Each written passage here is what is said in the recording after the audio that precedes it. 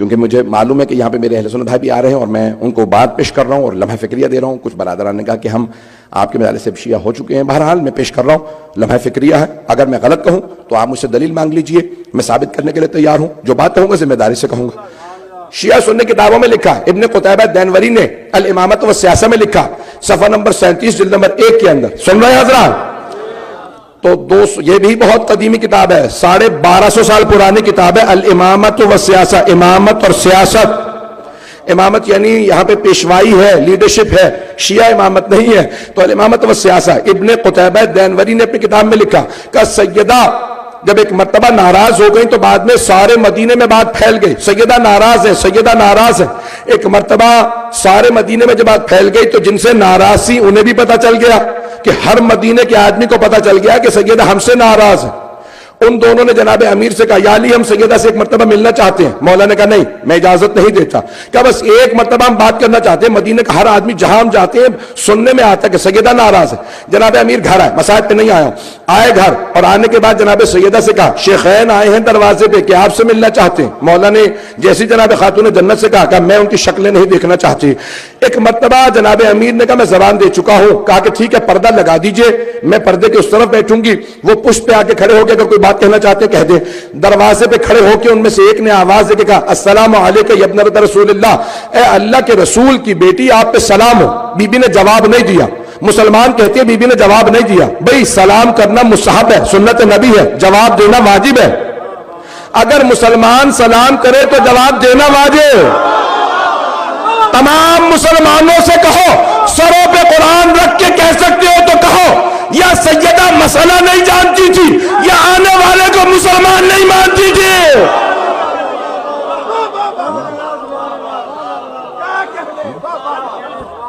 بات پہنچ رہی ہے؟ اگر ہے ہمت, اگر ہے کسی مسلمان میں ہمت تو قرآن سر پہ رکھ کے کہے کہ معاذ اللہ سیدہ کو مسئلہ نہیں آتا تھا. اور اگر کہے کہ نہیں مسئلہ جانتی تھی تو پھر بتاؤ اسے مسلمان مانتی تھی؟ جس نے آ کے سلام کیا, سیدہ نے کہا نہیں میں تجھے جواب لائق نہیں سمجھتی.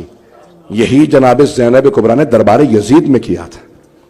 جب اس نے کلام شروع کیا بار بار کا کیا بات ہے, آپ کو آواز نہیں آ رہی, کیا بات ہے, میری سلام کا جواب کیا بات ہے, آپ جواب کیوں نہیں دیتی؟ بی بی نے کہا تجھے اس لائق نہیں سمجھتی کہ تجھ سے بات کروں؟ عزیزان گرامی, جناب خاتون جنت نے بالکل بے عین ہی اسی انداز سے سلام کا جواب نہیں دیا. صرف ایک سوال کیا, کیا تم دونوں نے سنا ہے؟ جب کہا کہ بھئی آپ ناراض ہیں, بی بی نے کہا سنا ہے, میرے بابا فرماتے تھے کہ اگر سیدہ ناراض ہوں تو خدا ناراض ہوتا ہے, ان اللہ یغضب لغضب فاطمہ. سنا ہے یہ تم نے دونوں نے کہ فاطمہ کے ناراض ہونے سے خدا ناراض ہوتا ہے؟ تو کہا ہاں ہم نے سنا. کہا یہ بھی سنا میرے بابا نے فرمایا تھا کہ فاطمہ جو بضعۃ منی یؤذینی ما اذاھا, جو بھی چیز فاطمہ کو اذیت دے وہ مجھے اذیت دیتی, جو مجھے اذیت دے وہ خدا کو, جس نے خدا کو اذیت دی وہی جہنم میں گیا. سنا ہے؟ کہا ہاں ہم نے سنا. بی بی نے کہا خدا کی قسم میں تم دونوں سے ناراض ہوں, اور مرنے کے بعد سب سے پہلے اپنے بابا کو تم دونوں کا گلہ کروں گی, شکایت کروں گی کہ ان دونوں نے مجھے بہت ستایا, میں نے معاف نہیں کروں گی. عزیزان گرامی, خاتون جنت کے الفاظ, میں جانتا ہوں میں نے بہت سخت باتیں کہہ دی ہیں, لیکن عزیزان گرامی یہ خطبہ جہاں سے جناب سیدہ شروع کر رہی ہیں, اگر سنیں گے تو میں آگے بڑھوں گا, اگر کہیں گے تو میں موضوع بدل دیتا ہوں. دل آزادی تو نہیں ہو رہی, کوئی پریشان تو نہیں ہو رہا؟ اگر کہیں گے تو میں آگے بڑھوں, اگر چاہتے ہیں میں آگے بڑھوں تو باواز بلند صلوات.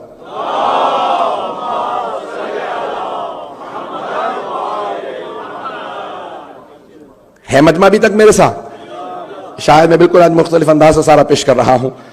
بعض اوقات جو ہے وہ تاریخ کو چھپانا بھی بعض اوقات ایک جرم ہو جاتا ہے کہ ہمارے بچوں کو معلوم ہی نہ ہو کہ ہوا کیا ہے جا کے تاریخ میں, کہ تاریخ میں کیا کچھ ہوا ہے. عزیزان گرامی,